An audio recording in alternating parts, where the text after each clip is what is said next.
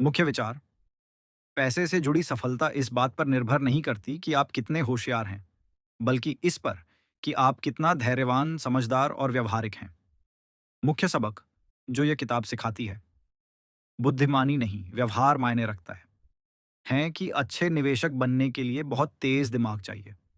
लेकिन असल में पैसे के साथ आपका व्यवहार सबसे ज्यादा अहम है, जैसे लालच से बचना, डर पर काबू रखना और समय के साथ चलना। दो हर किसी की पैसे की सोच अलग होती है।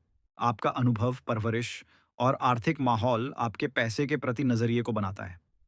जिसने गरीबी देखी है, वो पैसों को सुरक्षा मानेगा। जिसने समृद्ध माहौल देखा है, वो जोखिम लेने से नहीं डरेगा।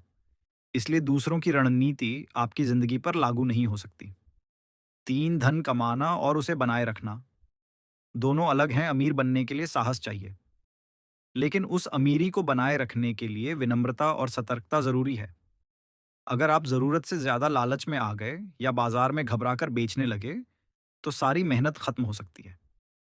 चार, चक्रवृद्धि ब्याज। सबसे बड़ा जादूगर छोटा छोटा निवेश अगर लंबे समय तक जारी रहे, तो उसका असर चौंकाने वाला होता है। वॉरेन बफेट की सफलता इसी का उदाहरण है।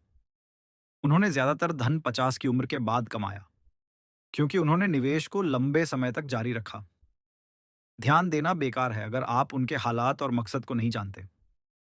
आपको अपने लक्ष्यों और जोखिम क्षमता के अनुसार निर्णय लेना चाहिए। छह, बचत। सिर्फ जरूरत के लिए नहीं, आजादी के लिए करो। हर बचत का कोई खास मकसद नहीं होना चाहिए। कई बार पैसे बचाने का फायदा तब मिलता है जब जिंदगी अचानक बदल जाती है। तब वही पैसा आपको विकल्प देता है, आजादी देता है।